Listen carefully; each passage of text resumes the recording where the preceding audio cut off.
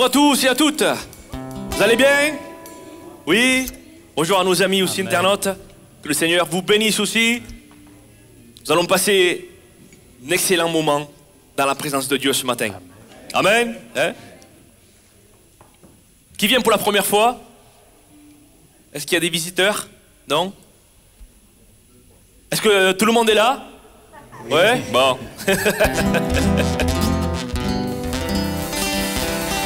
Ah, il y a mon frère Kevin. Attends, il faut que je l'embrasse aussi quand même. Quand même. Ça va mon frère? On dit bonjour aux internautes, on dit bonjour aux frères et sœurs, et on n'est pas capable de dire bonjour au premier rang? Voyons. Allez, on commence avec ce chant. En ton nom, Seigneur, nous sommes là, tous réunis devant toi. Et oui, ce matin, nous sommes tous réunis et ensemble pour glorifier et élever notre Seigneur Jésus-Christ. Amen. On vous invite ce matin, pour celui qui le peut, celui ou celle, bien sûr, de vous lever votre place, de pouvoir chanter tout notre cœur.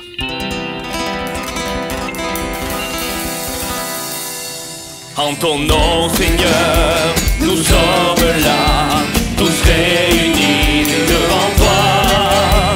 En ton nom, Seigneur, nous sommes là, tous réunis devant toi. Honneur au Père, honneur au Fils, honneur à l'Esprit du Dieu Tout-Puissant. Honneur au Père, honneur au Fils, honneur à l'Esprit du Dieu Tout-Puissant. En ton nom, Seigneur, nous sommes là, tous réunis devant toi. En ton nom, Seigneur, nous sommes là, tous réunis devant toi.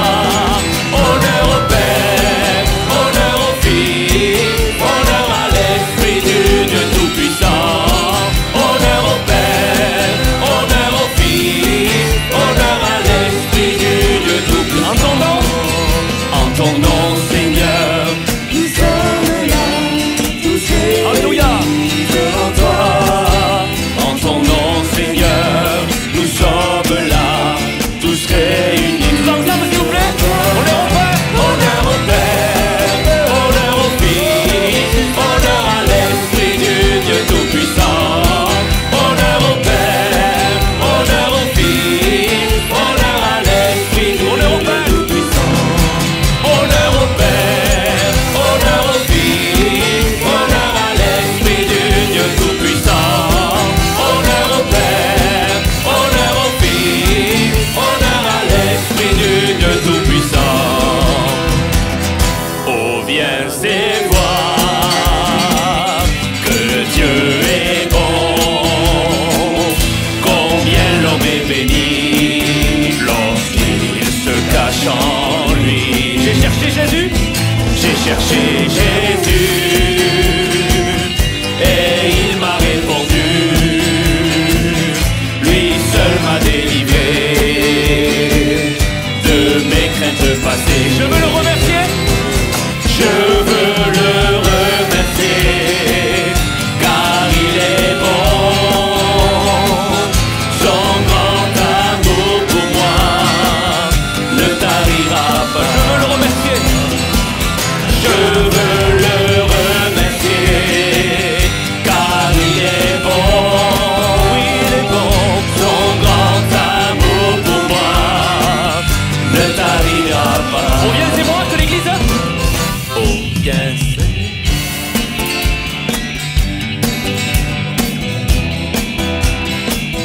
combien l'homme est béni lorsqu'il se cache en lui. J'ai cherché Jésus, j'ai cherché Jésus.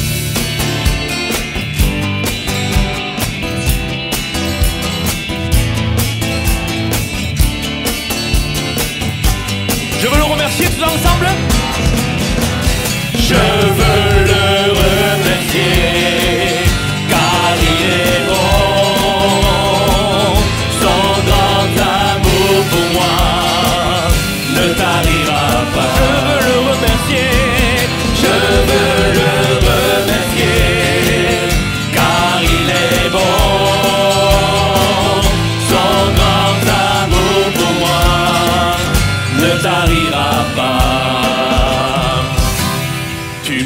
choisi, je t'ai reçu. Tu m'as aimé, je t'ai aimé. Tu m'as donné, j'ai accepté ta vie. Je suis tombé, tu m'as relevé. Tu as effacé tout mon passé. Tu m'as pardonné, tu as transformé ma vie. Oh, encore et encore à chaque instant, tant que je respire, je te choisirai. Encore à chaque instant, tant que je respire, encore et encore à chaque instant, tant que je respire. Toi, je te choisirai, je te choisirai. Encore à chaque instant, tant que je respire, je t'adorerai, t'adorerai, je t'adorerai, je t'adorerai. Tu m'as choisi, tu m'as choisi, je t'ai reçu.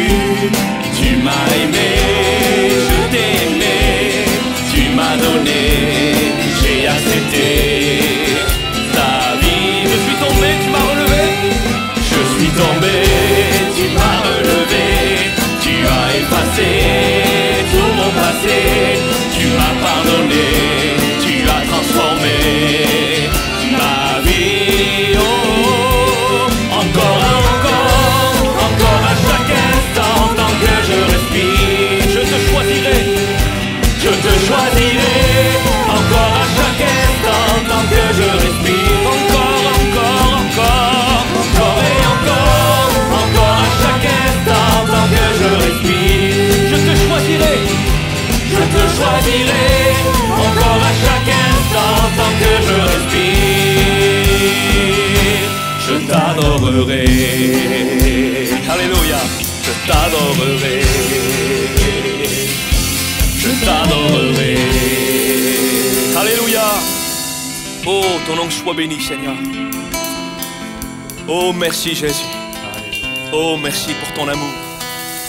Merci pour ton amour, Seigneur. Merci, merci, merci.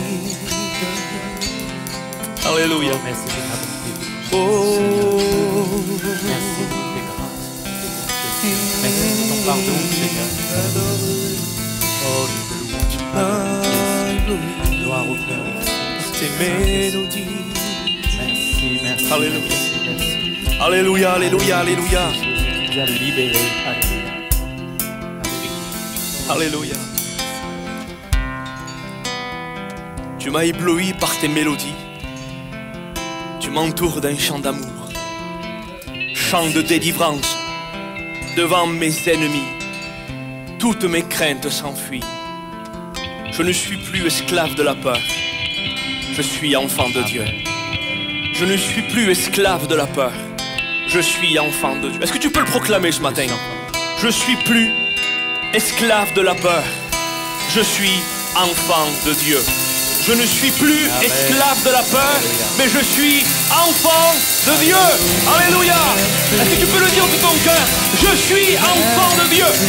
Je suis enfant de Dieu. Proclame-le ce matin. Alléluia. Je suis enfant de Dieu. Je suis enfant de Dieu. Je n'ai plus peur de rien parce qu'il est avec moi. Je ne crains rien parce qu'il est avec moi. Il est mon berger. Il est avec moi. Je ne crains rien. Alléluia. Alléluia. Alléluia. Alléluia.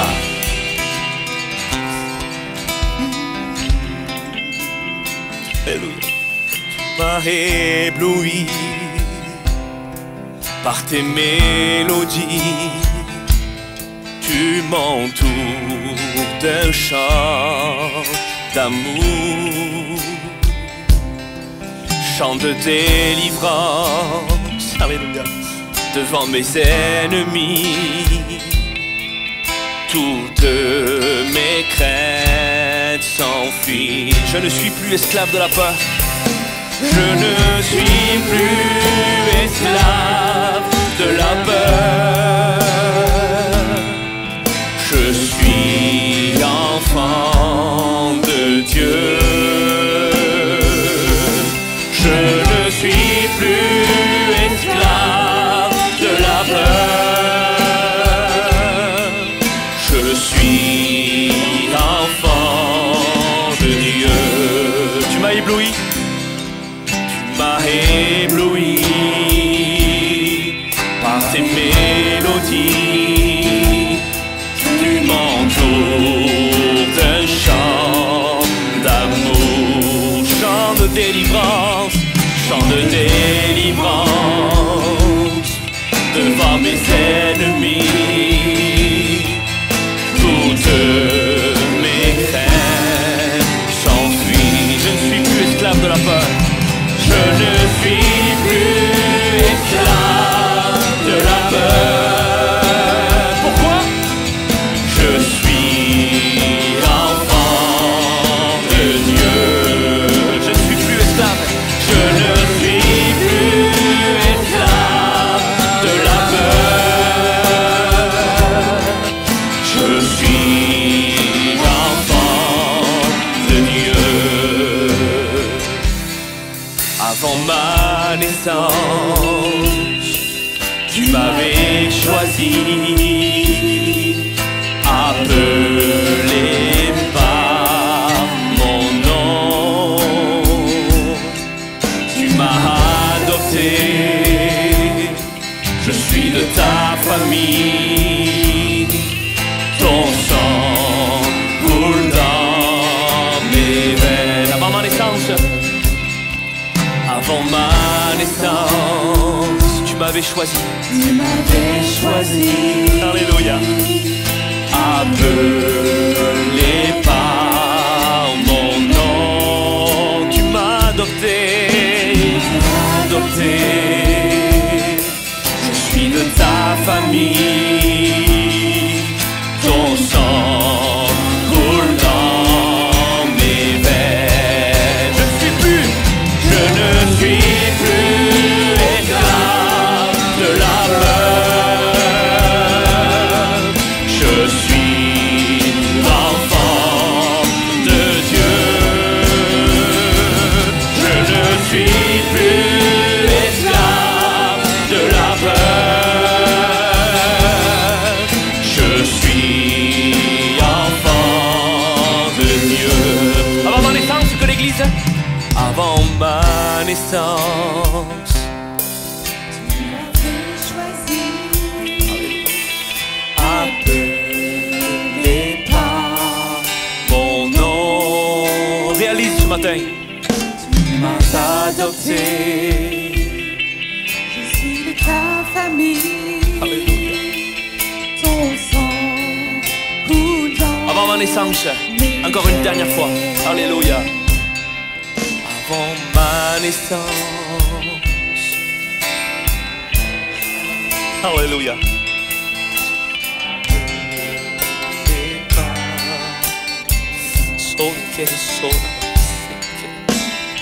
Adopté. Je suis de ta famille. Ton sang coule dans mes veines. Je ne suis plus esclave. Je ne suis plus esclave de la peur. Je suis enfant de Dieu. Je ne suis plus esclave de la peur. Non, non. Je suis enfant de Dieu. Tu fends la main.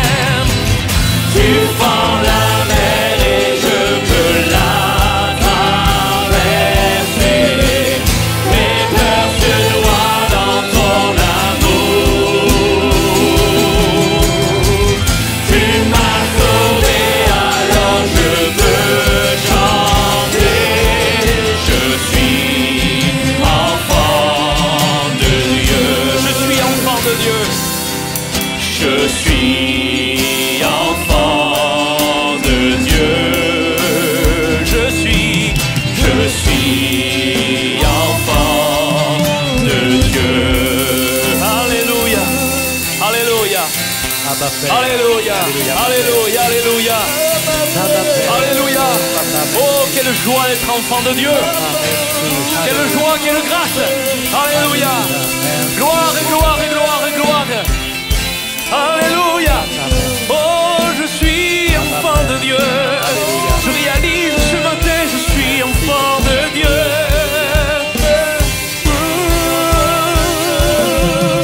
Je n'ai plus peur de rien, car tu es avec moi. Alléluia. Oh, tu es avec moi. Oh, je suis enfant de Dieu. C'est ni la chair et le sang qui m'ont dit cela, c'est ton esprit. Alléluia. Alléluia. Alléluia, Jésus. Alléluia. Parole de la vie éternelle. Amen.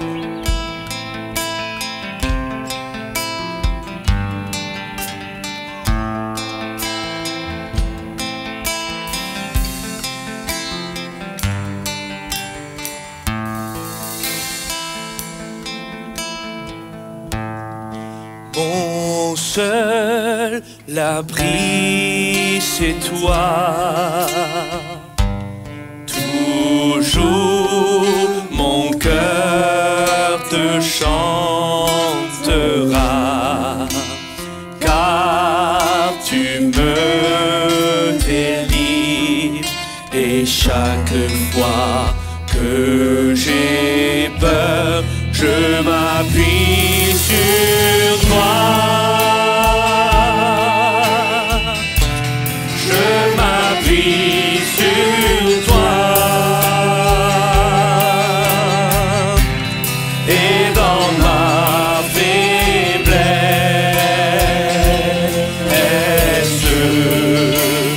le Seigneur me rend fort. Mon seul abri. Mon seul abri, c'est toi. Toujours mon cœur te chantera, car tu me délivres. Et chaque fois que j'ai peur, je m'appuie sur toi.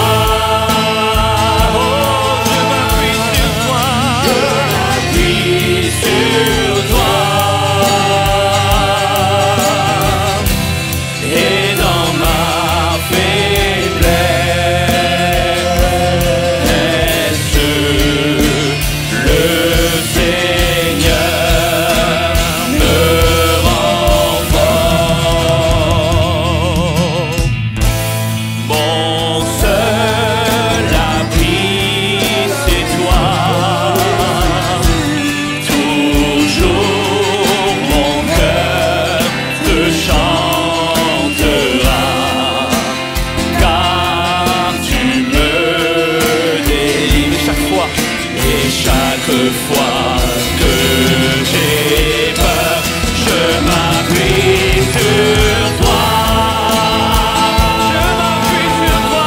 Je m'appuie sur toi. Et dans ma faiblesse, le Seigneur, je m'appuie sur toi.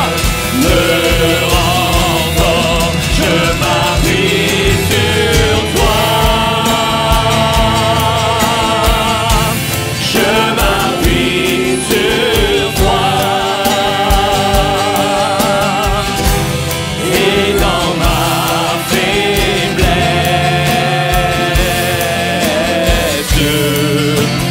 le Seigneur me rend fort. Je m'appuie sur toi. Je m'appuie sur toi. Et dans ma faiblesse,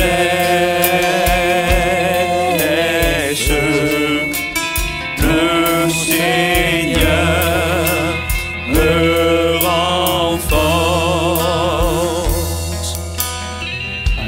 Mon seul abri, c'est toi. Amen. Amen. Toujours, mon cœur te chantera, Amen. car tu me délivres. Amen. Et chaque fois que j'ai peur, je m'appuie sur toi. Amen. Je m'appuie sur toi. Et dans ma faiblesse, le Seigneur me rend fort. Fort ce matin. Mon seul abri, c'est toi. Toujours mon cœur te Amen. chantera, Amen. car tu me délivres. Amen. Et à chaque fois, Amen. dans les moments difficiles de nos vies, à chaque fois que j'ai peur, à chaque fois que je trébuche, ou à chaque fois que je me trompe, je m'appuie toujours sur toi. Parce que c'est lui qui nous relève. Amen. C'est lui qui nous relève. Amen. Je m'appuie sur toi. Alléluia. Alléluia. Seigneur, Alléluia. c'est notre forteresse. Seigneur. Ah, il est ce fidèle rocher sur lequel nous pouvons nous appuyer. Amen. Amen. Ce matin, appuie-toi sur Christ. Appuie-toi sur lui, mon ami. Alléluia. Parce qu'il est notre seul abri. Notre seul et véritable appui. Alléluia.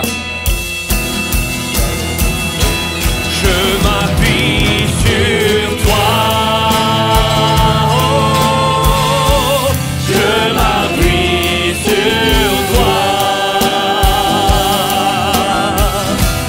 Et dans ma faiblesse,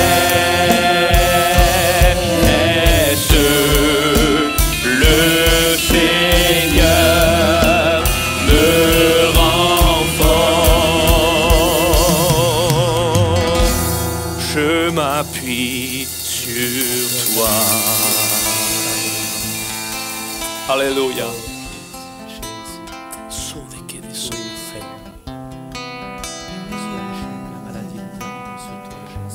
Souvent, quand on a une faiblesse, on a l'impression qu'on est cette faiblesse. Voilà. Tu as une faiblesse, alors tu es cette faiblesse. Mais tu l'as chanté, tu n'es plus esclave. Alléluia. Tu n'es plus esclave. Cette faiblesse ne fait pas de toi un esclave. Esclave. Cette faiblesse ne fait pas de toi qui tu es. Tu n'es pas cette faiblesse. Tu as une faiblesse. Ça arrive à tout le monde.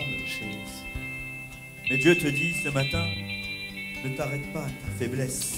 Alléluia. Il veut t'emmener plus loin. Il veut que tu vives autre chose. Il veut que tu dépasses ta faiblesse. Parce que tu l'as chanté. Le Seigneur te rend fort. Alléluia. Te rend fort.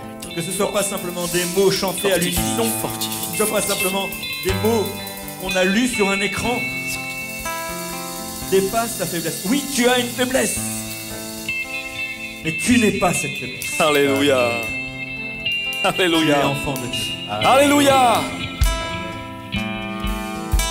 Alléluia. Digne-tu, agneau de Dieu. Digne-tu, agneau de Dieu. Digne-tu. Alléluia. Digne-tu, agneau de Dieu. Digne-tu, digne-tu, agneau de Dieu. Digne-tu, agneau de Dieu. Proclame-le. Digne-tu, agneau de Dieu. Digne-tu, digne-tu, agneau de Dieu. Oh, oh, oh. Digne-tu, agneau de Dieu. Digne-tu, digne-tu, agneau de Dieu. Digne-tu, digne-tu, digne-tu. Oh Jésus, digne-tu.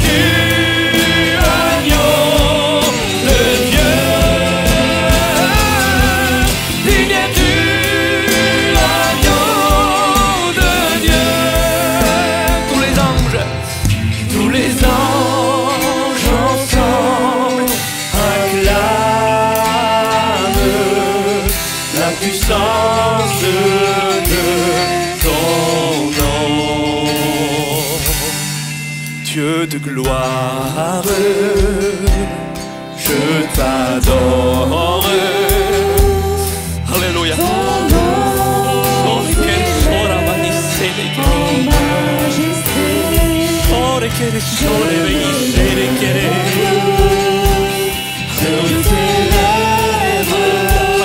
Alléluia, alléluia, alléluia.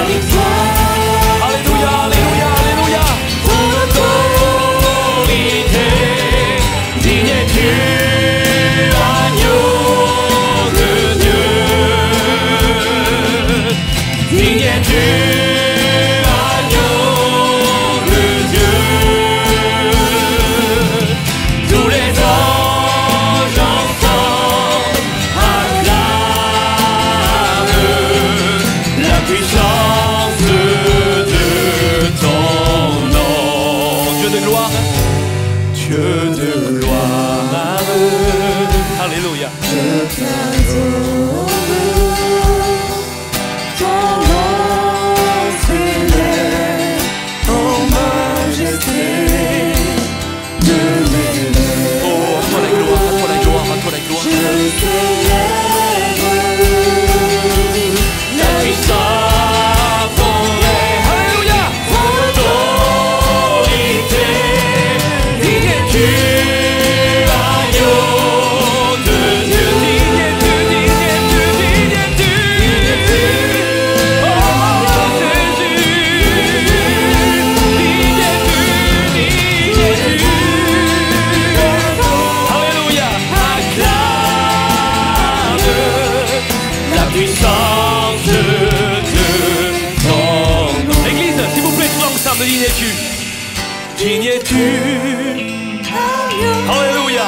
de Dieu. Oh, digne es-tu. Digne es-tu. Agneau.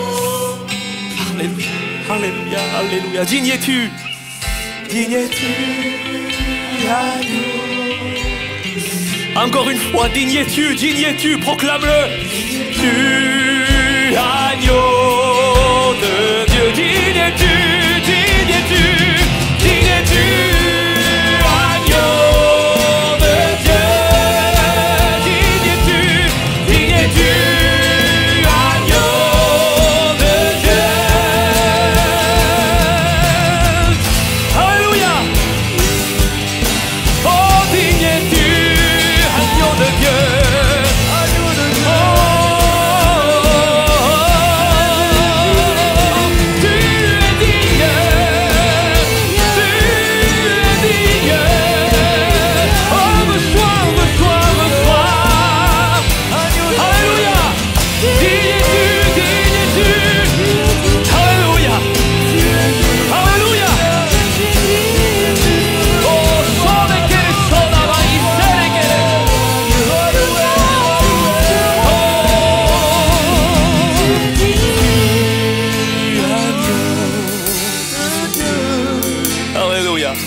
Alléluia, alléluia. Ah, tu es présent. Tu es présent, Jésus. Renouvelle en nous. Crée en nous un cœur pur et un esprit bien disposé. Alléluia, alléluia, alléluia. Ah, Dieu se réjouit. Alléluia. Alléluia.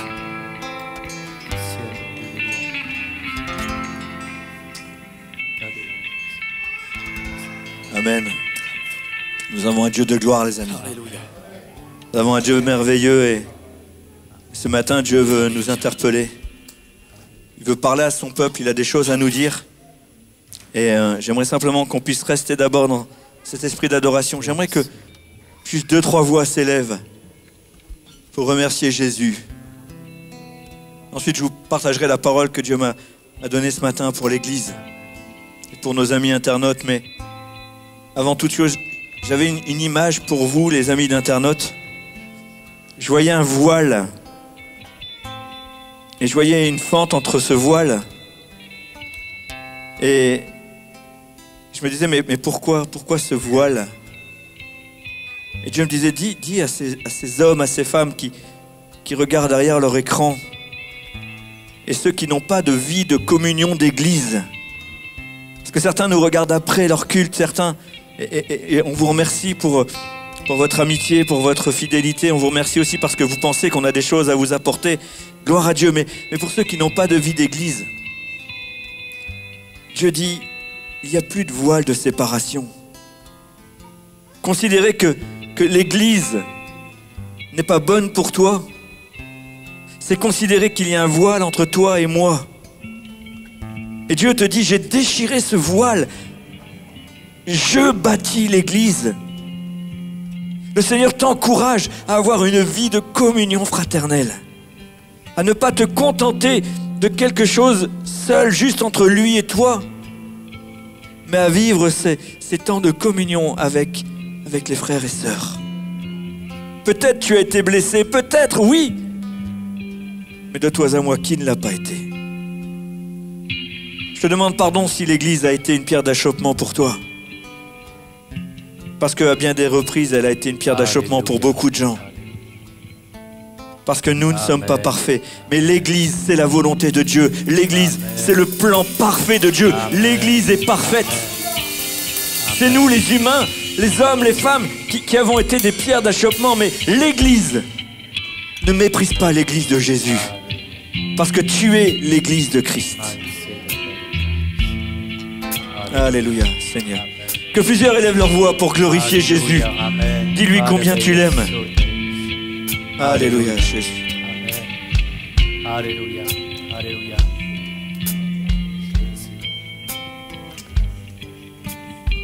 Jésus. Alléluia. Jésus.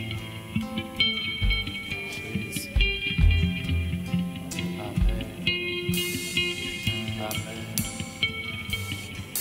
Oh, gloire à toi. Amen. Amen. Later the gates of the gods. Hallelujah. Hallelujah. Amen.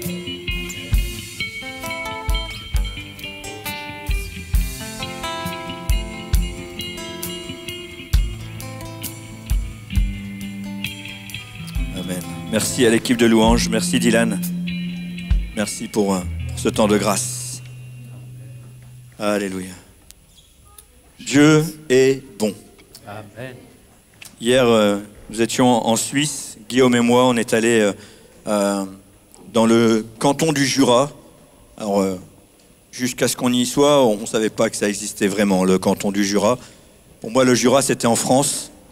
Je suis désolé, Zach, hein, mais je ne savais pas que ça existait. Le Jura, c'était en France. Mais il y a le Jura suisse aussi. Bon, il faut dire que c'est assez récent. Hein. C'est plus jeune que moi, le Jura suisse. Pour vous dire. 79, c'est ça qu'ils nous ont dit. Hein. Voilà. Donc c'est plus jeune que moi. Donc j'ai une bonne excuse. Et on est allé parce que on a vraiment à cœur la formation des enfants de Dieu. Et on vous parlera d'un projet qui pourrait naître dans notre région. Dieu voulant en son temps. D'accord? Mais avant tout ça, vous savez, la semaine dernière, c'était un culte assez particulier. On était tous ensemble. On était avec l'Armée du Salut. Qui était là la semaine dernière avec l'Armée du Salut? Est-ce que vous avez appris quelque chose? Ah, moi, j'ai appris plein de trucs. Hein. On les connaissait sans les connaître. Et maintenant, on les connaît un peu mieux. Voilà. Donc, n'oubliez pas, l'Armée du Salut, vous avez toujours leurs coordonnées, ils sont en ligne. Et vous avez le culte également qui est retransmis sur YouTube. Vous retrouverez facilement toutes les informations. Il y a encore des documents avec leur agenda. Mais on a oublié la semaine dernière de parler de quelque chose qui nous avait marqué, Axel. Il y avait également, il est où Nathan? Il y avait Axel, il y avait Nathan, il y avait Jimmy, il y avait moi. On était, il y avait JB aussi, bien sûr, on était à Évry. Et on ne vous a pas parlé du congrès UAPM. Mais c'était vraiment un moment fort. Alors, bon, je sais que JB, il m'a dit déjà qu'il était prêt à témoigner. Mais Jimmy, est-ce que tu as envie de dire ce que tu as vécu? Ah non, si tu as envie, tu viens. Voilà, tu prends un micro. Ah ouais, non, tu vas pas parler de loin. Nos amis internautes vont pas comprendre sinon. Voilà. Oui, j'ai un peu la voix skater, mais l'histoire qui va toucher, c'est quand le pasteur, il a dit qu'il y avait une dame avec son mari il est allé dans une église, il devait nettoyer le terrain et tout. Et il ne voulait jamais nettoyer, parce que le terrain était dégueulasse, c'était comme une poubelle et tout. Tout était sans dessus dessous. Et Dieu il a dit, tu ne quitteras pas cet endroit, tu n'auras pas tout nettoyé. Et après, il a tout nettoyé, tout était propre dans la maison, tout. Et après, ils sont partis. Voilà. C'est important ce qu'il dit, parce que parfois on a l'impression qu'on peut laisser les choses telles qu'elles sont avant de partir. Mais si tu t'en vas avec des ordures derrière toi, Ce sera toujours pareil, le prochain endroit où tu iras, Voilà. Ce sera toujours la même chose. C'est à nous, notre cœur, de faire attention. Ça veut sa propre à l'intérieur. Et ça a marqué Jimmy. Merci Jimmy. Axel, est-ce que tu as envie de dire quelque chose? Oui? Bah viens Axel. JB, tu te prépares aussi. Hein. Et Nathan, si tu as envie, tu me fais juste un signe. Je veux pas te mettre mal à l'aise, je sais que tu n'es pas à l'aise de parler en public. Moi j'étais marqué, on a passé un bon moment, on était bien accueillis, tout ça. Et puis, le thème qui m'a touché, c'était au niveau des saisons. Parce qu'il disait que l'Église allait entrer dans une nouvelle saison, disant dans 10 ans, comment va être l'Église, comment va être ta vie, comment, voilà. Donc, de se préparer. Et moi, ça tombe bien, comme je vais rentrer dans une nouvelle saison. Et il disait, pour entrer dans ces saisons, il faut qu'on change d'attitude. Voilà. L'image qu'il a donnée, par exemple, l'amateur qui fait de la montgolfière, il fait la montgolfière, hop, il monte, il visite le château de la Loire. Voilà. Mais quand tu veux faire un tour du monde, c'est plus pareil, quoi. On a Bertrand Piccard ou Bernard Piccard? Bertrand Piccard. Pardon? Oui. Bertrand Piccard qui a fait le tour du monde en montgolfière. Et là, c'est différent. Il avait besoin de 2 météorologues. Déjà, il fallait qu'ils s'entendent. De façon qu'ils montent pour continuer, de pouvoir prendre le courant ascendant pour pouvoir, hop, remonter et faire le tour du monde comme ça. Et vraiment, j'étais vraiment marqué par ça. Hein, et aussi, on a eu le thème par rapport à la louange, par rapport à la prière, très important, la méditation de la parole de Dieu, vraiment de préparer nos cœurs pour ces nouvelles saisons que l'Église va entrer dedans. Voilà, mes frères et sœurs.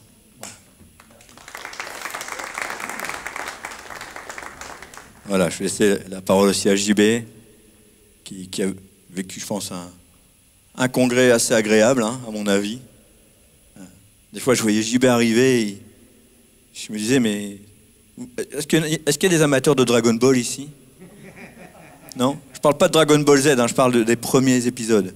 Sangoku, il avait un nuage en dessous. Vous vous souvenez de ça? J'ai l'impression que c'était le Sangoku avec... il avait un nuage en dessous de ses pieds. Il m'a bien introduit. Bonjour à ceux que j'ai pas dit bonjour déjà. C'est vrai que c'était un congrès agréable, vraiment. Moi, je pense qu'il y a une dimension particulière quand l'Église se rassemble. Vous voyez, j'avais une image une fois que tous les dimanches, on est là, on fait un repas avec Dieu. Et quand on est tous ensemble, c'est le grand repas de famille. Et je pense qu'il y a plus de joie, il y a quelque chose qui se passe de différent. Moi, ce congrès, pour ma part, il m'a fait du bien. Je suis parti avec plein de questions et je suis revenu avec plein de convictions. Vous voyez, je suis revenu chaud. J'étais déjà chaud, mais là, je suis brûlant. Là on touche, c'est direct. Donc, moi, je pense que Dieu agit puissamment. Je pense que dans les années à venir, c'est sûr que l'Église, il y a un combat qui s'approche, comme elle a déjà combattu jusqu'à aujourd'hui. Mais c'est des nouveaux objectifs, il va y avoir des nouveaux problèmes. C'est vrai que j'ai bien aimé ce congrès parce qu'on a parlé de choses réelles. Après, la présence de Dieu était très agréable. Je vous l'avoue que quelle grâce nous avons. Je pense qu'on ne se rend pas compte, mais Dieu est grand. Et il nous fait cette chance de connaître sa présence, de se révéler à nous, lui qui a tout créé. Moi, je trouve que c'est juste extraordinaire. Des fois, on s'attend à des choses et puis en fait, on l'a déjà reçu, quoi. On l'a déjà reçu. Mais ayons la conviction. Aujourd'hui, c'est Pentecôte, hein. N'oublions pas. Hein. Je parle avec Stéphane, c'est Pentecôte tous les jours, mais là, c'est le moment où l'Église démarre, quoi. Et que ça soit encore un nouveau départ pour nous aujourd'hui. Voilà. Que Dieu vous bénisse, mes amis. Merci JB.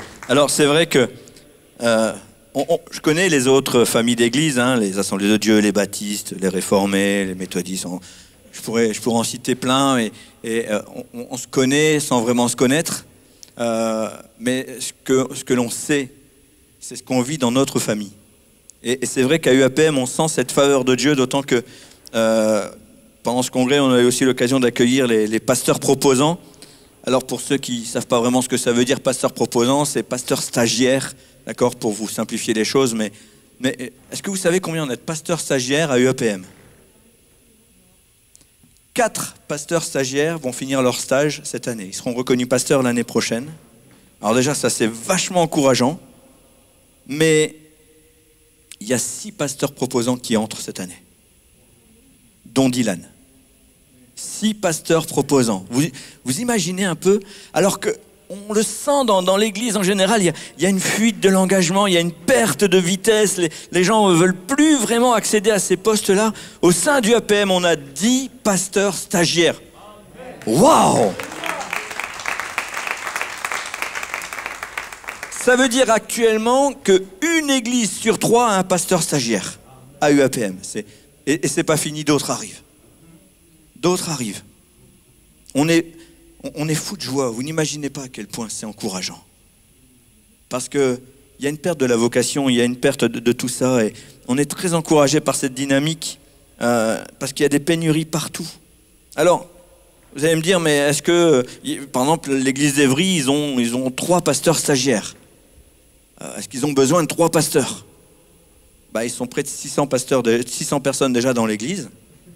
Donc, 2-3 pasteurs, c'est pas rien. Mais ils ont aussi un projet d'implantation d'église. Et c'est comme disait Monique, ils vont partir pour ouvrir d'autres églises. Gloire à Dieu! Gloire à Dieu pour cette dynamique. L'évangile doit être prêché et l'évangile est prêché. On se réjouit, on bénit Dieu et ça va complètement dans le sens de l'appel que Dieu lance sur cette assemblée, de former des gens, d'ouvrir des églises. Et je pense que, j'en parlais ce matin avec Dylan, dans les 5 ans, 6 ans, on va vivre des bouleversements encore, quoi. Pour la gloire de Dieu. Amen. Voilà, c'est vraiment encourageant. Et vous savez, je voudrais juste insister sur un tout petit élément, mais j'en parlerai plus tard, sans doute à la rentrée. Vous savez, Dieu appelle aussi des femmes. Et je sais qu'on n'est pas tous à l'aise avec cette idée-là. Et parce qu'on n'est pas tous à l'aise, beaucoup de femmes s'assoient sur leur appel. Beaucoup de femmes s'assoient sur leur ministère en l'oubliant, en disant non, je ne peux pas, je suis une femme. Je vous ferai une étude biblique à la rentrée à ce sujet, mais je pense que Dieu appelle aussi des femmes. Et je vous encourage, mesdames, à ne pas faire taire ce que Dieu met en vous. Ne faisez pas taire ce que Dieu met en vous.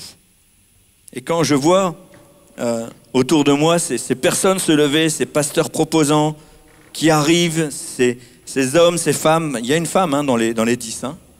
Il y a une femme dans les 10. Merci pour ceux qui disent amen. Il y a une femme dans les 10. Oui, il y a des femmes pasteurs à UAPM. Quand je vois ces personnes qui se lèvent, je ne peux pas m'empêcher de me souvenir qu'un jour, il m'a aussi fallu me lever. Il m'a aussi fallu prendre mon courage à deux mains et tant d'autres avant moi, tant d'autres depuis moi le font. Mais en ce qui me concerne, ce que je me souviens surtout, c'est que quand j'ai accepté l'appel de Dieu, j'avais 2 millions de questions et sans doute tout autant de doutes à mon sujet. Sans doute, évidemment. Mais j'ai compris une chose, c'est que quand Dieu appelle, il qualifie. Dieu n'appelle pas au hasard. Quand bien même il peut appeler des rigolos comme moi, il fait des rigolos des hommes et des femmes sérieuses. Oui, j'aime beaucoup rire, mais quand il s'agit d'être sérieux, croyez-moi, je le suis. Et je suis sûr que chacun d'entre nous, que ce soit moi, mais que ce soit toi. Et là, je te parle à toi l'église de Marguerite, mais aussi à toi qui est derrière ton écran. Je parle à chacun d'entre nous. Dieu t'appelle. Et souvent on doute. Il suffit de regarder le nombre de personnes engagées dans nos églises pour savoir qu'il y a un énorme doute sur tous les autres. Parfois on pourrait assimiler ça à la paresse. Parfois c'est de la paresse, soit. Mais combien d'hommes et de femmes n'osent pas s'engager parce qu'ils doutent de leur appel, parce qu'ils doutent de leurs compétences? Alors je me suis penché sur la parole de Dieu et je me suis dit, est-ce que c'est normal ou est-ce que le diable se moque de nous? Est-ce qu'il se rit de notre appel? Et je vous le donne en 1000. Il s'éclate. Alors lui, il rigole. Quand tu t'assois sur ton appel pour des mauvaises raisons, alors le diable, là, Là, il est aux anges, quoi. Il a tout réussi. Il est vraiment content. Parce que je vais juste te rappeler une chose. Tu penses que tu n'es pas compétent pour répondre à l'appel de Dieu sur ta vie? Eh bien, tu as raison. Parce que personne ne l'est. Servir Dieu depuis la chute d'Adam et Ève, c'est pas naturel. On n'a pas été conçus dans le ventre de notre mère avec cette pensée de devenir serviteur de Dieu. Parce que la nature pécheresse a complètement étouffé ça. Je connais aucun enfant qui, à l'âge de 2 ans, m'a dit « je veux devenir pasteur » et qui ait maintenu ça jusqu'à ce qu'il soit devenu pasteur. J'en ai eu à 2 ans qui voulaient être pasteur. À 3 ans, à 4 ans, à 5 ans, à 6 ans, à 7 ans, il voulait être pasteur. À 8 ans, il voulait être pompier. À 9 ans, il voulait être policier. À 10 ans, il voulait être astronaute. À 11 ans, il voulait être footballeur professionnel. Mais à 18 ans, il voulait surtout plus être pasteur. Personne n'a envie d'être pasteur. Je veux dire, c'est pas un métier.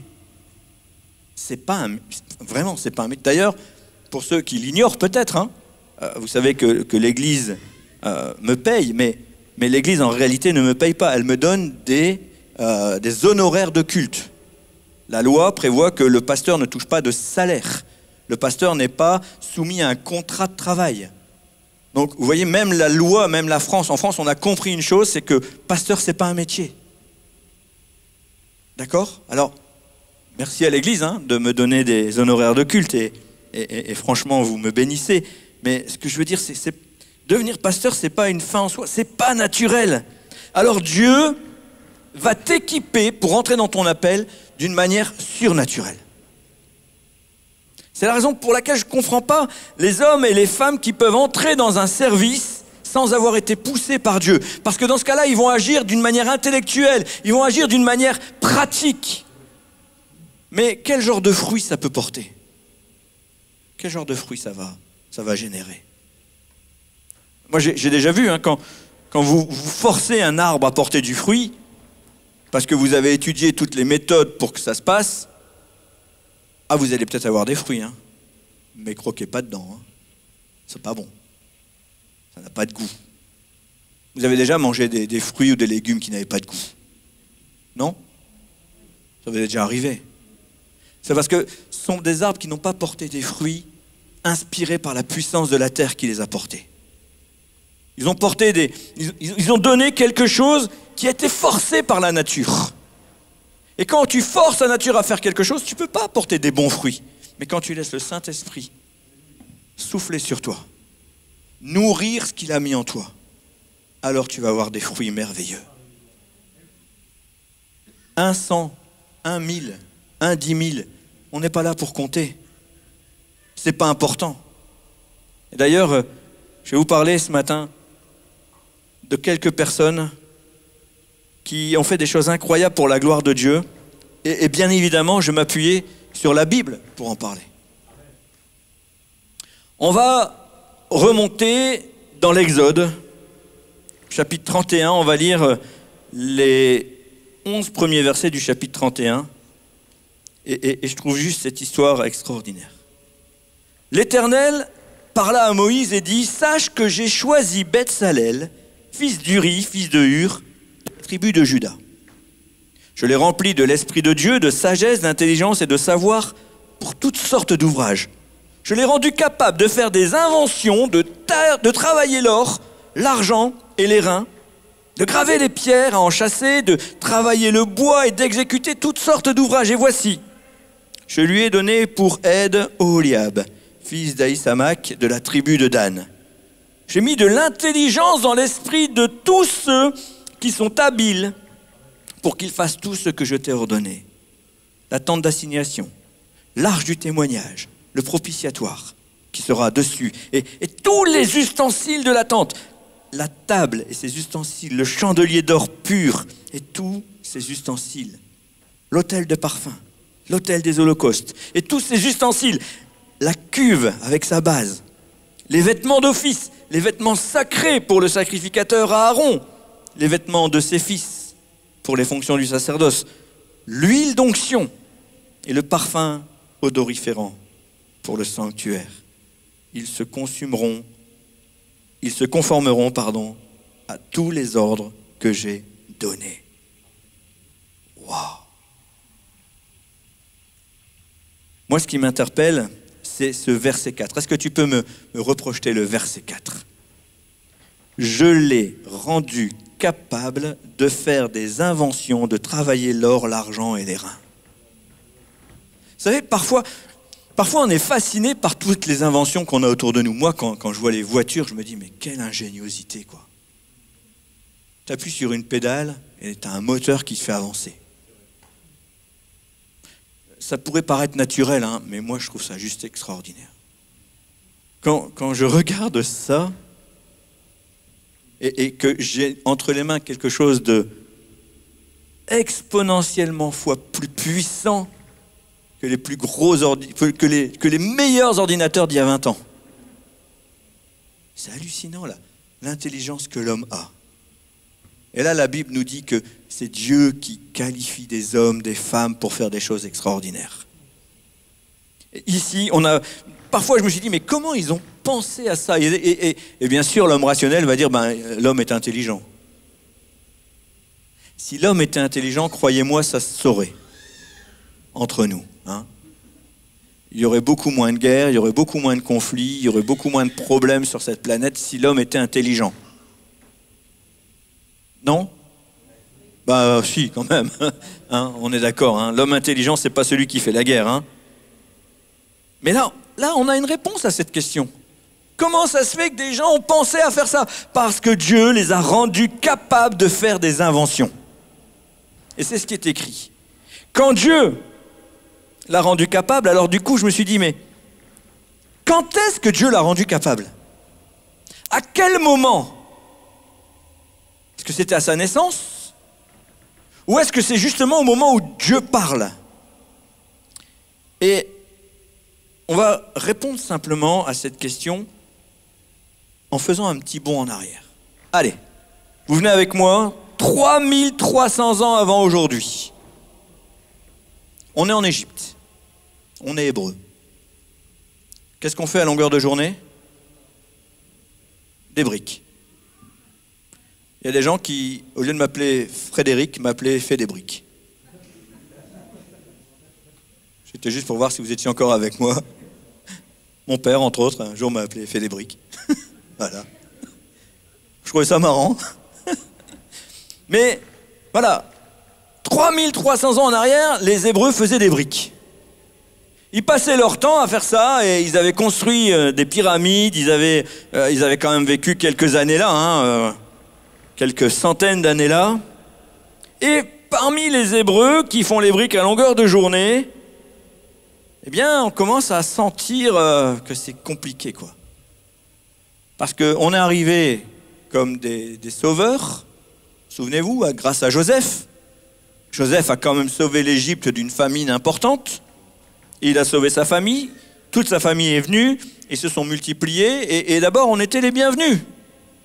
Mais voilà, on s'est dit, ils sont pas égyptiens, on va les faire bosser, et puis finalement, nous, on voulait aussi gagner notre vie, donc on a commencé à travailler, et aujourd'hui, ça s'apparente davantage à de l'esclavage. Alors, n'imaginez pas l'esclavage comme on l'a connu ces 300, 400 dernières années, ça n'a rien à voir. Là, on est dans une forme d'esclavage, mais plutôt avec un patronariat insupportable qui met une pression sur des travailleurs qui sont les victimes de ces gens-là. Mais ils sont payés, ils ne sont pas maltraités, d'accord? À l'occasion, il y a un petit coup de fouet qui se perd, mais c'est pas non plus... d'accord, on les bat pas à mort, quoi. Hein. On n'a pas droit de vie ou de mort sur les gens, d'autant qu'en Égypte, on ne peut pas tuer n'importe qui, n'importe quand, pour n'importe quelle raison. Tout doit se faire par jugement. Mais voilà qu'on commence vraiment à souffrir et il y a Moïse qui arrive. Super, Moïse va nous faire sortir. Alors je vous la fais court, il nous fait sortir de l'esclavage. On va dans le désert et là, il y a Moïse qui monte sur le Sinaï et il dit j'arrive. Bon, on va l'attendre. Hein. Ça fait combien de temps qu'il est parti? 15 jours. Oh. Et quelqu'un s'est occupé d'aller lui donner à manger, à boire Personne? Non mais attendez les gars, il est mort. il est mort. Quoique là-haut, il y a quand même quelques orages à l'occasion, une petite activité. Ah, il y a une petite fumée. 30 jours. 40 jours. Non, là, il est mort. Qui va vivre 40 jours sans manger, sans boire, sans que personne soit allé le voir? Moïse est mort. Alors, qu'est-ce qu'on va faire? On n'a plus notre leader. Qu'est-ce qu'on va faire? On n'a plus personne pour nous parler de Dieu. Qu'est-ce qu'on va faire? Et dans le camp, on décide d'accepter l'idée de se fabriquer une idole. Vous me suivez jusque-là? Vous connaissez l'histoire? Et je pense que pour fabriquer une idole, il faut qu'elle ressemble à quelque chose qu'on connaisse, qu'on a vu en Égypte. On va fabriquer un veau d'or. Et pour ça, pour fabriquer un veau d'or, on va demander à la personne qui a toutes les compétences pour le faire, c'est-à-dire Aaron. On n'appelle pas Betsalel. On n'appelle pas Oholiab. On demande à Aaron, parce que Betsalel et Oholiab, ils sont juste bons à faire des briques. Ils n'ont aucune compétence remarquée. Même eux, ils ne savent pas qu'ils savent faire ça. Ils ne sont pas au courant. Et comment on le voit? On voit Exode 32, verset 1er. Le peuple, voyant que Moïse tardait à descendre de la montagne, s'assembla autour d'Aaron et lui dit, « Allons, fais-nous un Dieu qui marche devant nous, car ce Moïse, cet homme qui nous a fait sortir du pays d'Égypte, nous ne savons ce qu'il est devenu. » Aaron leur dit, « ôtez les anneaux d'or qui sont aux oreilles de vos femmes, de vos filles et de vos fils, et apportez-les-moi. » Et Aaron va faire le veau d'or. On ne demande pas aux hommes compétents, parce qu'on ne sait pas qu'ils sont compétents. D'ailleurs, jusque-là, ils ne l'étaient pas. Alors vous allez me dire, mais Fred, on est dans Exode 32, alors que tu nous as lu qu'Oholiab et Betsalel étaient compétents au chapitre précédent. Pourquoi ça se passe comme ça? Tout simplement parce que Moïse était sur la montagne et il recevait ses instructions. Mais le peuple ne les avait pas encore reçues. Il les recevra quelques lignes plus tard. Mais ce qui est le plus flagrant ici, c'est vraiment ça, c'est que tout le monde ignore que Betsalel et Oholiab ont un appel. Alors on ne compte pas sur eux. Combien de gens dans l'église ont un appel et on ne compte pas sur eux? Parce qu'on ne sait pas. On ne sait pas ce qui brûle dans ton cœur. Mais toi, tu sais peut-être. Toi, peut-être qu'à un moment donné, tu as regardé une pépite d'or et tu t'es dit, si je faisais ça, si je faisais ça, si je faisais ça, je pourrais peut-être en faire ça. Mais cette pépite n'est pas à moi, alors je dois la rendre à celui à qui elle est. Et tu fais rien. C'est pas ce que Dieu a préparé pour toi. Pour l'instant, tout le monde pense que la seule chose que tu saches faire, c'est des briques. Mais en réalité, tu sais travailler les métaux précieux et tout le reste. Dieu a mis quelque chose sur ta vie. Dieu les a donc qualifiés pour qu'ils répondent à son appel. Et qu'est-ce qu'ils vont faire? Ils vont diriger le peuple? Est-ce que Betsalel et Oholiab vont diriger le peuple? Pas du tout. Est-ce qu'ils vont prêcher? Est-ce qu'ils vont faire la louange? Non! Ils vont juste, excusez-moi le juste, ils vont juste fabriquer le tabernacle et tout ce qu'il contient. Juste. Que ça. Une fois que c'est fini pour eux. Ils n'ont plus qu'à se reposer. Entre, bon et fidèle serviteur, entre dans la joie de ton maître. Tu as accompli ce que tu avais à faire. Gloire à Dieu. Ah. Peut-être que... Gloire à Dieu. Quand quelqu'un accomplit ce que Dieu lui demande, gloire à Dieu. C'est ça qui fait quelque chose de merveilleux. Ils ont fait quelque chose d'extraordinaire pour la gloire de Dieu. Alors, vous allez me dire, ça c'est l'Ancien Testament. Alors si on veut regarder dans le Nouveau Testament, qu'est-ce qu'on voit quelque part? Eh bien, je retiens que Jésus a appelé 12 hommes à le suivre. 12 hommes. Et si je vous demandais de me les citer là, tous, vous allez m'en sortir 5, 6, spontanément. Peut-être qu'en y réfléchissant, vous allez arriver à 7, 8, 8,5.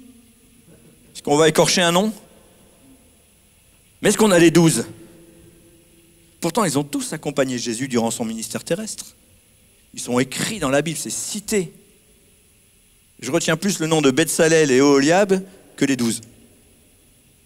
Alors qu'ils avaient des noms un peu plus français.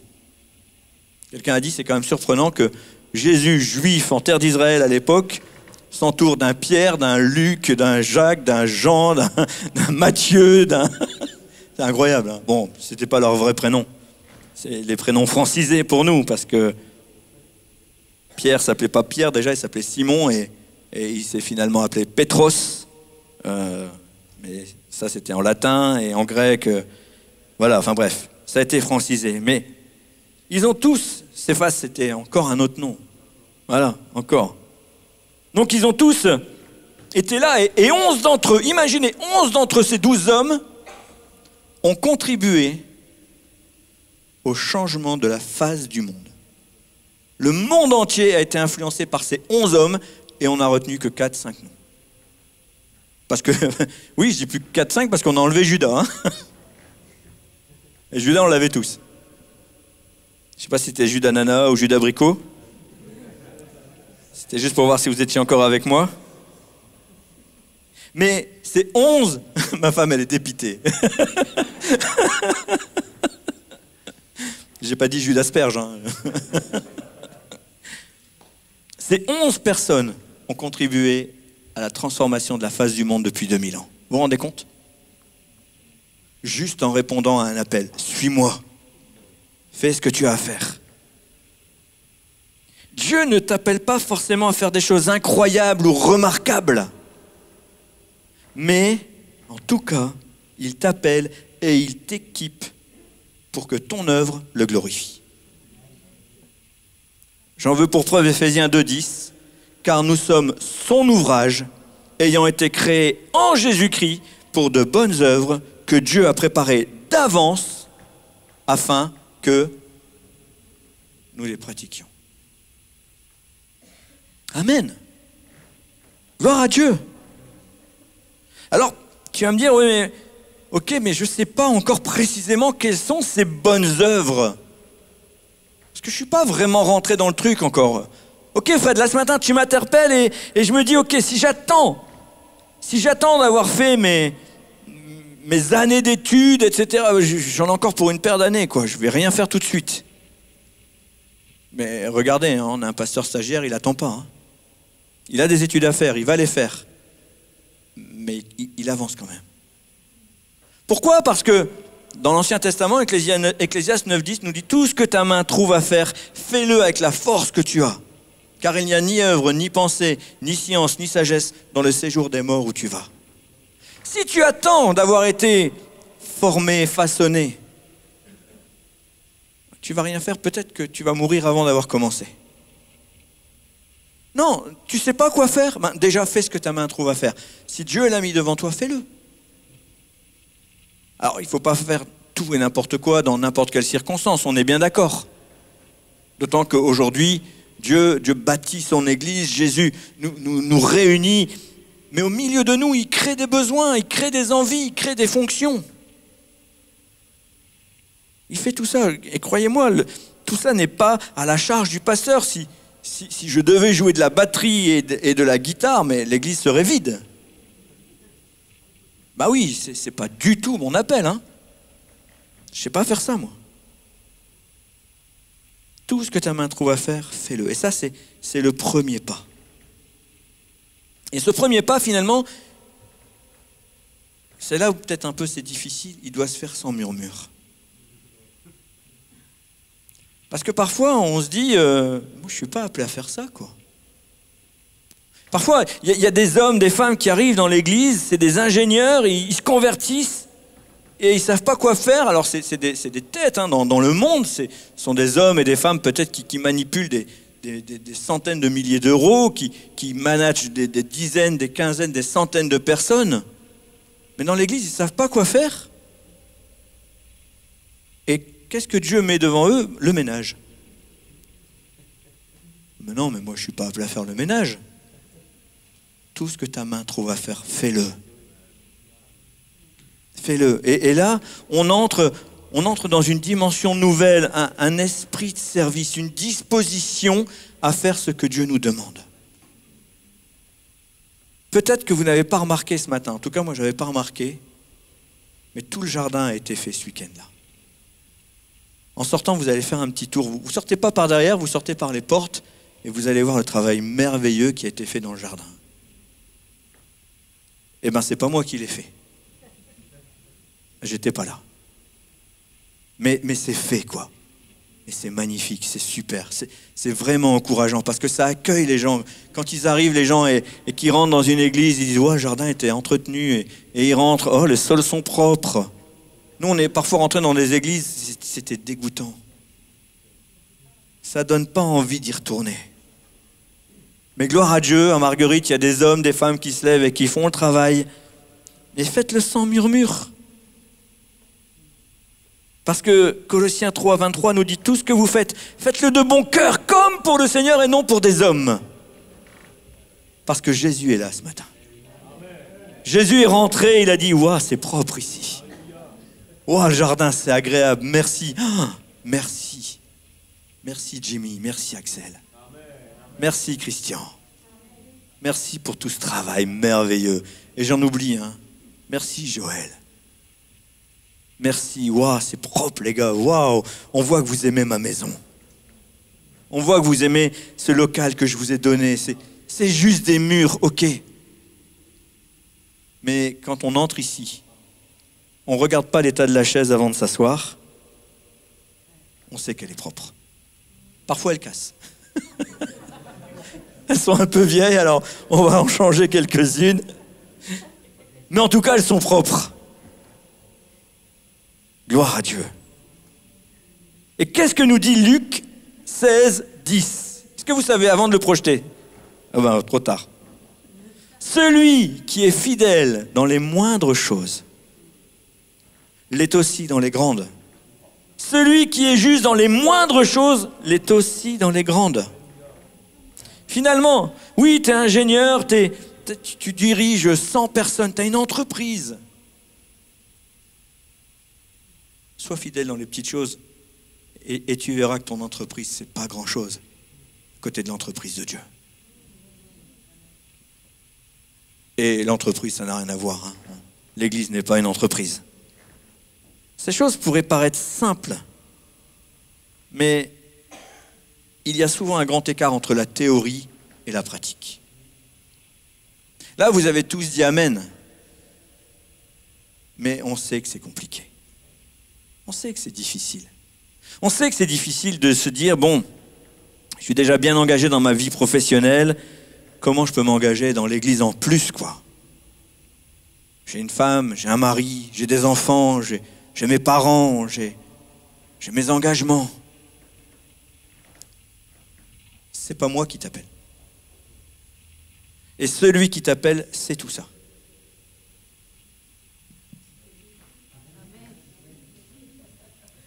Celui qui t'appelle, c'est tout ça. Il ignore rien de ton agenda, il ignore rien de ta vie. Il le sait. Alors là, ça vaut peut-être le coup de se dire, alors, ok, tu es au courant de mon agenda, tu es au courant de mes doutes. Tu es au courant de ce que je sais faire. Et pourtant, tu m'appelles. C'est peut-être bon de se poser des questions en se disant, finalement, qu'est-ce que je dois faire ? Parce que les amis, on ne parle pas d'une carrière. On ne parle pas de 20, 30 ans, 40, 50 ans sur Terre.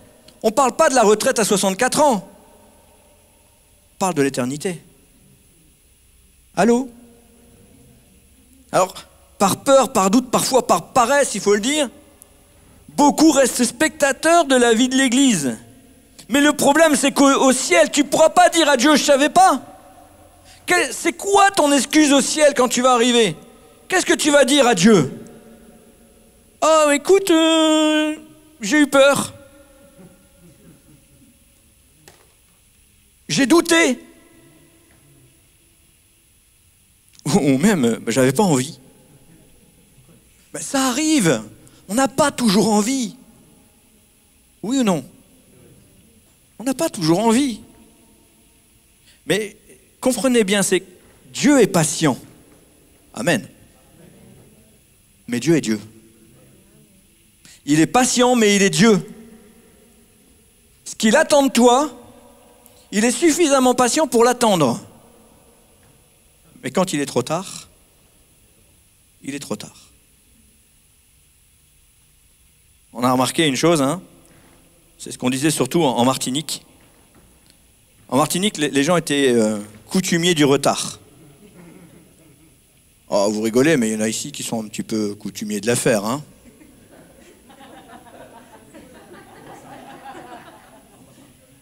Juste en passant, hein. Quand on commence le culte en disant on n'est pas trop nombreux ce matin, mais on sait que le Seigneur est avec nous. Et quand on a fini la louange, qu'on vient, oh, il y a tout ça. Mais ils étaient où à 10h? Pardon, excusez-moi, c'était pas le sujet. Mais on leur faisait remarquer une chose, c'est ok, vous arrivez à 10h15, 10h20, 10h10. Mais quand il s'agit de prendre l'avion pour aller en métropole, et que l'avion décolle à midi, vous êtes à l'aéroport à 10h. On rate jamais l'avion, hein. Mais on rate le décollage du culte. Et parfois on se donne 1000 excuses pour ne pas agir devant Dieu. Mais quand il s'agit de quelque chose qu'on aime, qu'on a envie, de quelque chose à quoi on tient, on n'est pas en retard.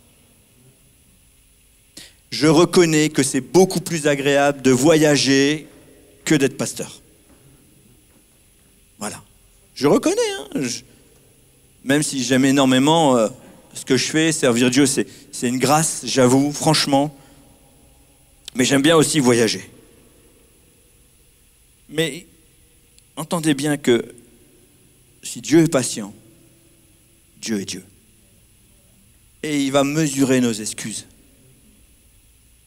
Est-ce que vous pensez que Oholiab et Betsalel auraient pu arriver au ciel en disant à Dieu, je ne savais pas faire.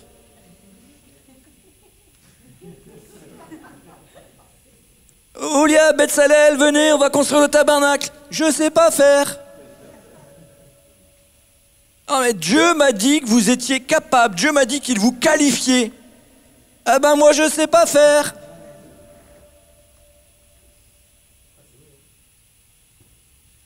Qui a raison? Oholiab et Betsalel ou Dieu? Alors qu'est-ce qu'ils ont fait, Oholiab et Betsalel? Ils ont fait. Et on en parle encore aujourd'hui.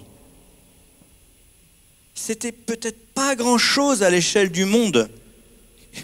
Regardez ces murs. Il y a des hommes, ils ont pris du béton, ils ont pris des briques, ils ont commencé à construire. Certains sont peut-être décédés, j'étais pas là, c'était il y a une vingtaine d'années, Monique, 23 ans à peu près maintenant, c'était en 2000. Certains sont encore là. Mais est-ce qu'ils ont tous pris le micro pour prêcher? Non. Mais n'empêche qu'aujourd'hui, vous êtes au bénéfice de leur travail. Et on bénit Dieu.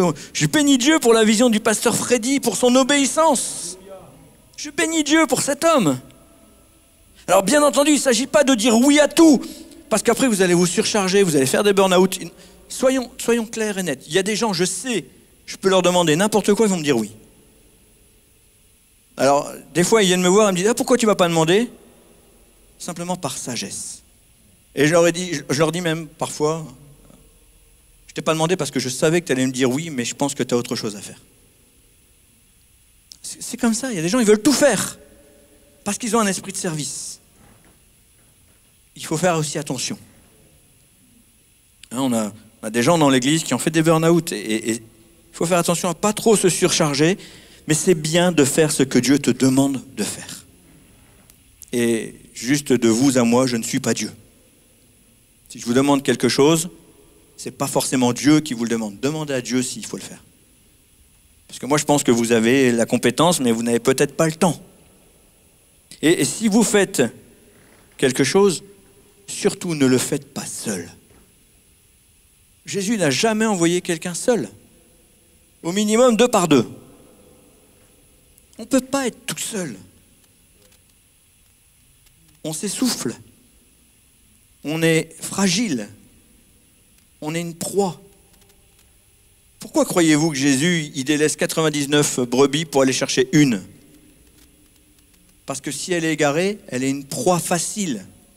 Les 99, elles vont céder. Mais il n'y a rien de plus difficile que de travailler seul. Demandez au père de Dylan. C'est compliqué de travailler seul. Alors du coup, hop, il vient avec nous. Vous connaissez le pasteur Pétou? Vous connaissez? Et là, on essaye de... Il faut vraiment que j'appelle ton père, d'ailleurs. Mais on ne va pas le laisser seul. Si vous faites tout seul, vous allez vous épuiser.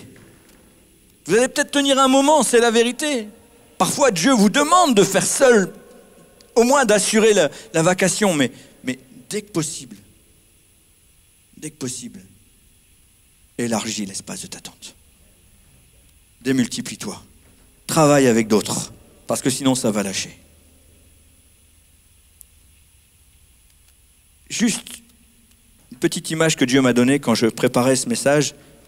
Dieu m'a dit, rappelle-toi les élastiques de papy. Et je me rappelle les élastiques de mon grand-père. Quand mon grand-père est décédé en 1998, on a fait le tour de son atelier et puis on a pris les choses qui étaient là. Donc moi j'ai quelques outils à la maison. Et j'avais notamment pris une belle boîte d'élastiques. Il y avait une boîte d'élastiques et les élastiques étaient neufs. Et il y avait une centaine d'élastiques là-dedans. Alors je les ai pris puisque personne n'en voulait. J'ai dit, les élastiques, quelqu'un en veut? Non, non. Moi j'ai dit, je vais les prendre. On a toujours besoin d'un élastique. Mais ouais. Et puis, d'autant que la boîte était neuve, quoi. Magnifique, superbe. Alors je la prends, je la mets dans mon petit atelier à moi. Et puis un jour, Sylvie me dit, t'as pas un élastique? Je dis, oh bah si. Je vais dans mon atelier, je vais chercher un élastique, je lui ramène, elle prend l'élastique, cassé. Elle me dit, t'en as pas un autre? Je reviens avec la boîte, et il y avait une centaine, 150 élastiques dans la boîte. Ah, ils étaient neufs, hein? Mais secs. Tous secs. Tout neuf, tout sec. Complètement inutilisable. Même si j'avais voulu le mettre autour de mon poignet, il aurait cassé. Combien nous avons d'élastiques secs dans l'église? Des gens tout neufs, mais inutilisables. Parce qu'ils ont attendu. Ayant l'apparence d'être ce qu'ils sont incapables de faire finalement. Parce qu'un élastique, ça ressemble à un élastique. Mais s'il élastique pas, c'est pas un élastique. Oui, le verbe élastiquer n'existe pas, mais il fallait bien inventer un mot aujourd'hui, hein. Mes amis, ne restons pas dans notre boîte d'origine. Dieu ne donne pas des cadeaux à l'Église pour qu'ils restent emballés. Tu es un cadeau que Dieu a donné à l'Église. Ah, je pensais qu'on avait plus de cadeaux que ça quand même. Tu es un cadeau que Dieu a donné à l'Église. Amen. Regarde ton voisin, dis-lui, tu es un cadeau pour cette Église. Tu es un cadeau pour cette Église, tonton. Ouais, tonton. Raphaël, t'es un cadeau pour cette église. Max, t'es un cadeau pour cette église. Est-ce que t'as dit à Nono que c'était un cadeau pour cette église? Nono, t'es un cadeau pour cette église. Ah ouais, moi j'ai 12 ans, je suis pas un cadeau. Tu sais, t'es un cadeau. Ouais, demande à mes parents, des fois ils disent, t'es pas un cadeau. T'es pas un cadeau, t'es un ado. T'es un cadeau. Vous êtes tous des cadeaux merveilleux pour Dieu que Dieu a fait à cette assemblée. Et est-ce qu'il vous est jamais arrivé d'offrir un cadeau qu'on vous avait offert? Ben si, ça arrive. Ça arrive. Je sais très bien que Dieu a fait des cadeaux à cette église pour qu'ils soient des bénédictions et un jour, on va devoir les laisser partir ailleurs. Et ils seront des bénédictions ailleurs. Pas la peine de s'enfermer sous prétexte qu'on ait un cadeau offert à Marguerite. Gloire à Dieu pour chacun des cadeaux. Mais c'est l'appel de l'Église. former des gens. Quoi, on va avoir 25 pasteurs ici, on va avoir 200 dirigeants de louanges, on va avoir 25 moniteurs d'école du dimanche par dimanche? Non. Amen. Quand la responsable de l'école du dimanche parle comme ça veut dire qu'il y a des places. Vous avez tous entendu. Ne soyons pas des élastiques tout neufs dans notre boîte. Parce qu'on aura l'apparence d'un élastique, mais on ne sera pas capable d'élastiquer quoi que ce soit.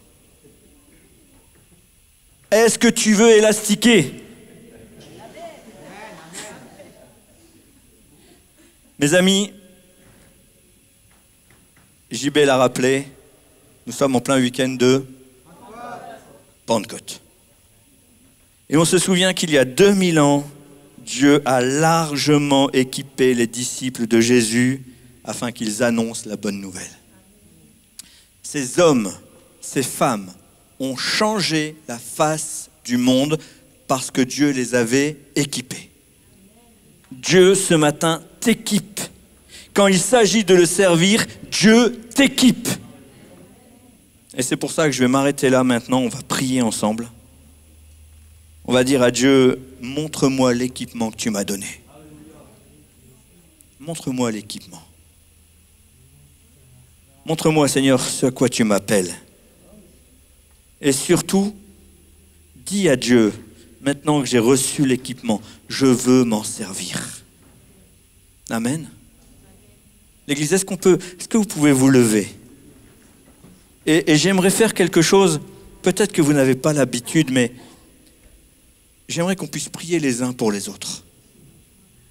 Et qu'on puisse prononcer des paroles prophétiques les uns sur les autres. Vous priez pour quelqu'un et vous dites, je te rends grâce pour cet homme, pour cette femme, parce que je sais que tu l'as équipé pour quelque chose. Et je te demande de l'encourager à utiliser cet équipement. Et si Dieu te donne une parole de connaissance, peut-être tu n'as pas l'habitude, mais prononce la parole de connaissance par la foi. Peut-être tu as prié pour quelqu'un et Dieu va te dire, je l'envoie pour annoncer l'évangile, alors prie pour lui en disant, Seigneur, tu as équipé cette personne pour être un évangéliste, une évangéliste. Prononce les mots.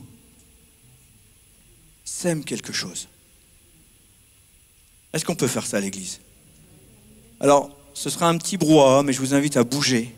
Et moi, je vais prier pour les amis internautes. Ça vous va, des amis? Alors bougez. On va bouger. Priez les uns pour les autres. Priez pour votre voisin, pour votre voisine. Seigneur Père éternel, tu nous appelles à être des hommes et des femmes en action. Tu nous as sauvés parce que tu nous aimes, Seigneur. C'est une bénédiction extraordinaire. Mais parce que tu nous aimes, Seigneur, tu mets un feu en nous qui va servir la gloire de ton nom et tu nous demandes, Seigneur, de te glorifier. C'est la raison pour laquelle je te prie pour nos amis internautes. Seigneur, ces hommes, ces femmes à qui tu lances un appel encore ce matin en disant « Lève-toi, marche, sois utile pour l'avancement de mon royaume. » Et je te demande, Seigneur, de les visiter, de les oindre, de les équiper ce matin pour que l'équipement qu'ils reçoivent, Seigneur, leur serve pour la gloire de ton nom. Seigneur, au nom de Jésus, je veux proclamer qu'il y a parmi nos internautes des Beth-Salel, des Oholiab, des hommes et des femmes appelés. Il y a des disciples de Jésus qui sont appelés à transformer la face du monde. Seigneur, je te demande de les bousculer, de les encourager, de les envoyer, Seigneur. Seigneur, permets que dans l'église où ils vont aller, dans l'église où ils soient des hommes et des femmes qui sont envoyés pour porter la gloire de Jésus. Seigneur, manifeste ta grâce. Seigneur, souffle sur nous. Seigneur, tu nous équipes. Apprends-nous à nous servir de l'équipement que tu nous donnes. Et Seigneur, cela ne peut se faire qu'en pratique. Alors rends-nous pratiques. Nous voulons être des hommes et des femmes efficaces entre tes mains. Et je te rends grâce pour ce que tu fais, Seigneur. Je te bénis pour l'onction que tu fais descendre maintenant sur chacune des personnes dans cette assemblée, mais aussi derrière son écran. Seigneur, manifeste ta grâce au nom de Jésus. Souffle sur nous. Ô Esprit de Dieu, descends dans ce lieu. Fais du bien à tes enfants. Seigneur, parce que tu nous appelles à marcher peut-être parmi les nations. Tu nous appelles peut-être à souffrir pour ton nom. Mais nous avons besoin de savoir que ces choses ont un but, servir ta gloire. Seigneur, peu importe l'appel que nous recevons ce matin encore, peut-être que ça va être dur, mais Seigneur, si c'est pour servir ta gloire, alors ça vaut le coup. Je te demande, Seigneur, au nom de Jésus, de manifester ta grâce sur nos vies. Fais descendre ton esprit. Fais descendre ton esprit, Seigneur. Alléluia. Oh Jésus, sers-toi de nous. Seigneur, je ne veux pas être un élastique dans ma boîte. Seigneur, je ne veux pas rester à ressembler à quelque chose que je ne suis pas. Au nom de Jésus, sers-toi de nous, Seigneur. Sers-toi de nous encore. Seigneur, fais lever des hommes et des femmes, qu'ils prennent conscience de leur appel. Seigneur, qu'ils prennent conscience de leur appel. Seigneur, l'Église a besoin d'hommes et de femmes courageux. Et tu mets parmi nous des vaillants héros. Tu appelles des Gédéons. Tu appelles, Seigneur, des vaillants héros à te servir. Au nom de Jésus, manifeste ta grâce, Seigneur. Je demande à l'équipe de louange de me rejoindre. J'aimerais terminer avec ce chant qui dit « Viens, Saint-Esprit. Viens, coule sur moi comme une pluie. Embrase-moi comme un feu. Souffle sur moi comme un vent. » Amen. Que vous puissiez prendre ces paroles, non pas comme les paroles d'un chant, mais comme une prière. Seigneur, souffle sur moi comme un vent. Embrase-moi comme un feu pour la gloire de ton nom, Seigneur. Amen. Alléluia.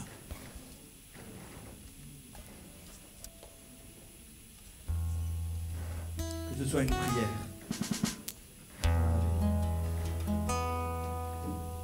Viens, Saint-Esprit,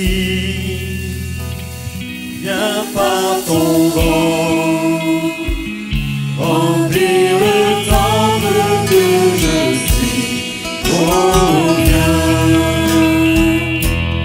Saint-Esprit, souffle puissant, brise d'amour en le vide. Souffle sur moi, souffle sur moi, souffle. Souffle sur moi, souffle sur moi, souffle. Souffle sur moi, souffle vent de Dieu.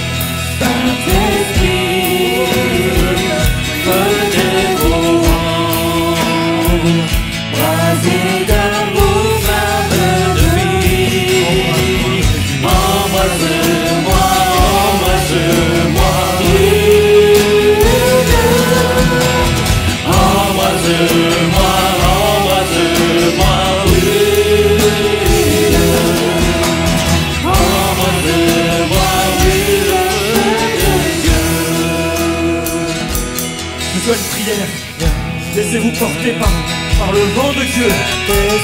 Qu'il soit le vent qui souffle dans vos voiles. Qu'il soit les flots qui vous portent. Qu'il soit le feu de votre moteur. Qu'il soit celui qui vous porte, qui vous embrasse, qui vous enflamme. Que ce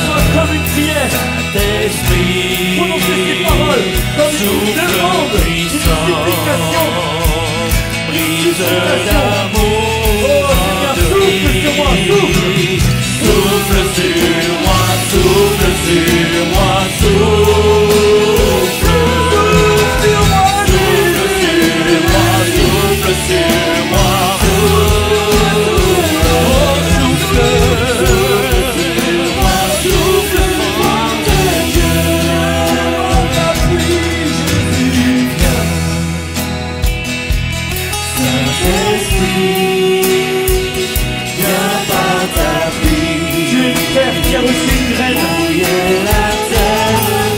reçois cette graine pour porter du fruit. Laisse-toi nourrir par la pluie de Dieu, par son esprit révélateur. Reçois cette invitation. Oh Jésus, d'amour de vie, coule sur moi, coule sur moi, coule sur moi, coule sur moi, coule sur moi, coule l'Esprit de Dieu. Jésus, Saint-Esprit, viens voir ton feu.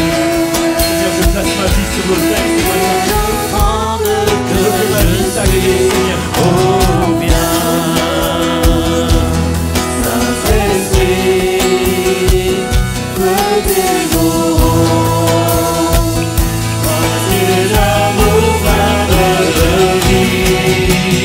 Embrasse-moi, embrasse-moi, brûle. Embrasse-moi, embrasse-moi, brûle. Embrasse-moi, brûle le feu de Dieu.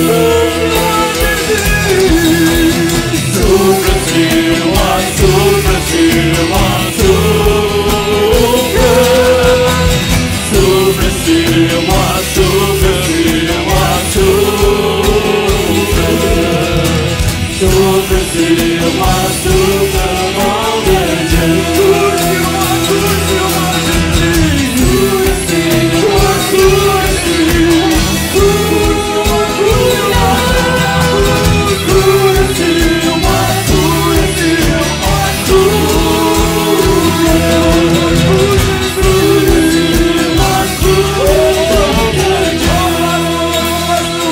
coule sur nous, embrasse-nous, embrasse-nous,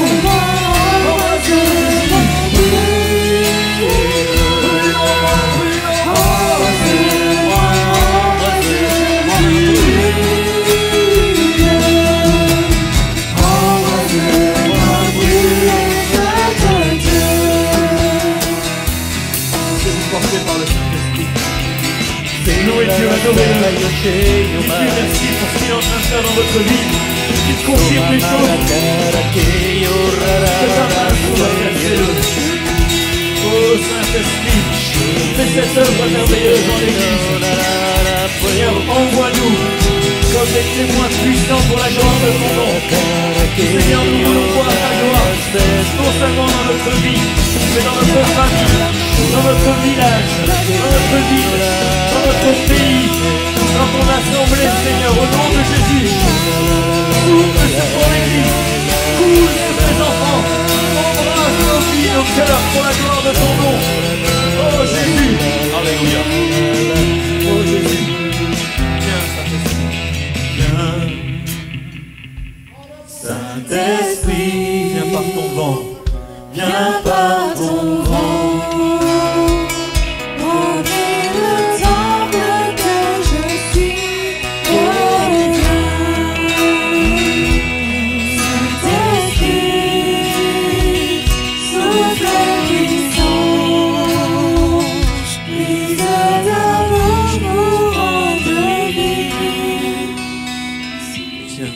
Amen, Jésus.